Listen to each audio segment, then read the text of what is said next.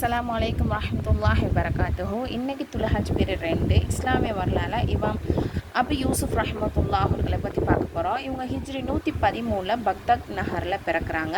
இவங்க வந்து அபு ஹனிஃபா அவங்களுடைய மாணவர்களில் ரொம்பவே பிரபலமானவங்க. இவங்க வந்து அரசாங்கத்தில் தலைமை நீதிபதியாக பொறுப்பேற்று நேர்மையோடையும் நீதியோடையும் இருந்து சிறப்புக்குரிய ஆட்சி செஞ்சுருக்காங்க. அதே மாதிரி இவங்க மன்னர் ஹாரூன் ரஷீத் ஆட்சியின் போது சட்ட அமைச்சராகவும் தலைமை நீதிபதியாகவும் பொறுப்பு வகித்தாங்க. இவங்க இயற்றிய கிதாபுல் குராஜ் என்னும் நூல் வந்து நாட்டின் சட்ட ஒழுங்கை பேணுகின்ற களஞ்சியமாக விளங்குனுச்சு. இந்த நூல் வந்து 4 கலீஃபாக்களுடைய தீர்ப்புகளை அடிப்படையாக கொண்டு உருவாக்கப்பட்டதாக இருந்துச்சு. இமாம் அவர்கள் அந்த நூலில் மன்னரின் பொறுப்பு, கடமை உணர்ச்சி, அல்லாஹுக்கு முன்னால் பதில் கூறுவது போன்ற விஷயங்களை அதில் உணர்த்தியிருந்தாங்க. குடிமக்களின் கடமைகளையும் அதில் சுட்டி காட்டியிருந்தாங்க. அரசாங்க நிதி செல்வந்தர்களிடம் ஜக்காத்தை வசூலித்து வறியோருக்கு வழங்குமாறு சொன்னாங்க. தேவையற்ற வரி சுமைகளை தடுத்துள்ளார்கள். அமாண்டமாக பரிசுமத்தப்பட்ட கைதிகளை விடுவிக்க ஆணையிட்டிருக்காங்க. ஒரு வழக்கின் மன்னருக்கு எதிராக தீர்ப்பு வழங்குவதில் எந்த ஒரு வழக்கிலுமே மன்னருக்கு எதிராக தீர்ப்பு வழங்குறதுல அவங்க தயங்கியதே கிடையாது.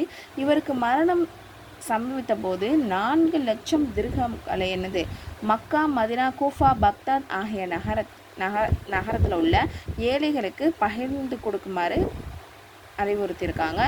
பிறகு இவங்க வந்து ஹிஜ்ரி 182 மஃபாத் ஆகிறாங்க. இன்னா லில்லாஹி வ இன்னா இலைஹி ராஜிஊன்.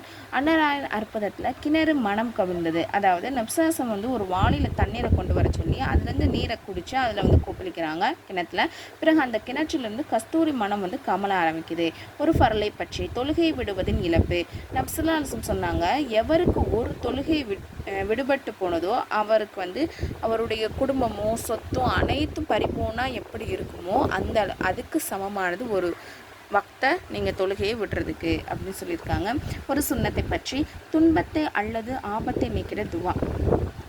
ஹஸ்பனல்லாஹு வ நிஅமல் வக்கீலு அலல்லாஹி தவக்கல்னா.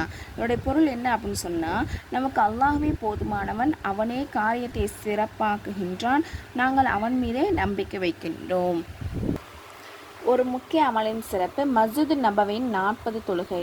நபிஸல்லல்லாஹு அலைஹி வஸல்லம் அவர்கள் சொல்லியிருக்காங்க, எவர் தனது மஸ்ஜிதில் வந்து 40 நேர தொழுகைகளை கலா இல்லாமல் தொழுகிறாரோ அவருக்காக நரகத்திலிருந்து விடுதலையும் தண்டனையிலிருந்து ஈடேற்றமும் எழுதப்பட்டு விடுகிறது. மேலும் அவன் நயவஞ்சகத்தனத்திலிருந்து விடுவிக்கப்படுகிறார். ஒரு பாவத்தை பற்றி அகந்தையால் இதயத்தின் முத்திரையிடப்படுகிறது. அல்லாஹு தாலா குரானில் சொல்கிறான், எவர்கள் எவ்வித ஆதாரமே இல்லாமல் அல்லாஹுடைய வசனங்களை பற்றி தர்க்கம் செய்கின்றார்களோ அவர்கள் அல்லாஹ்விடத்திலும் நம்பிக்கையானவர்களிடத்திலும் வெறுப்பிற்குரியவராவார். இவ்வாறு பெருமை அடிக்கின்ற வம்பர்களின் இதயத்தில் அல்லாஹினது முத்திரையிட்டு விடுகிறான். அல்லா தாலா சூரா முஃமின்ல சொல்கிறான். உலகத்தை பற்றி மறுமையை விட இம்மையை பொருத்தி கொள்வது. அல்லாஹு தாலா குரானில் சொல்கிறான், நீங்கள் மறுமையை விட இவ்வுலகை பொருந்து கொண்டீர்களா? இவ்வுலக சொத்து சுகம் யாவும் மறுமையின் எதிரியில் அற்பமானது. அதாவது மறுமைக்கு ஈக்குவலாக இந்த உலகம் வந்து ஒரு அற்பமானதா. ஆகையால் இன்மைக்காக மறுமையை யாரும் மறந்துட வேண்டாம். உலகின் சொற்ப பொருளுக்காக மறுமையை நாசமாக்காதீர்கள்னு சொல்லிட்டு சூரா தௌபால அல்லாஹ் தஆலா சொல்கிறான். மறுமையை பற்றி முஃமின்களின் சிராத் பாலத்தை கடப்பது. நபி ஸல்லல்லாஹு அலைஹி வஸல்லம் அவர்கள் சொல்லியிருக்காங்க, முஃமின்கள் சிராத் பாலத்தின் மீது இறைவா நிம்மதியை தருவாயாக என கூறிக்கொண்டே கடப்பார்கள். நபி வழி மருத்துவம். நோயாளியை குணமடைய எளிய முறை. நபி ஸல்லல்லாஹு அலைஹி வஸல்லம் அவர்கள் சொல்லியிருக்காங்க, ஒருவர் ஒரு நோயாளியை நலம் விசாரிக்க சென்று அந்நோயாளிக்கு மரணம் நெருங்கி இருந்தால் அப்போது கீழ்காணும் துவாவை 7 முறை ஓதினால் அல்லாஹ் தாலா நிச்சயமாக நோயை சுகமடைய செய்வான்.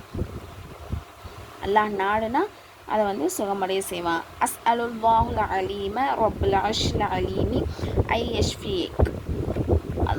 அன்னலாரின் அறிவுரை.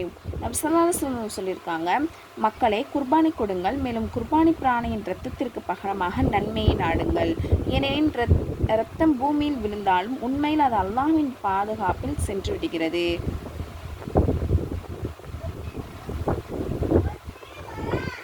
அதாவது இது என்னென்னா, இப்போ நம்ம ஒரு நோயாளியை சந்திக்க போகிறோம். அவங்க வந்து அந்த சக்ராத் ஹால்னு சொல்லுவோம் இல்லையா, அதாவது மரண படுக்கையில் இல்லாத நிலைமையில் முடியாமல் இருப்பாங்க இல்லையா, அந்த மாதிரி நோயாளிக்கு இது ஓதுனா அல்லாஹ் நாடுனா அந்த நோயை வந்து குணப்படுத்துவான்.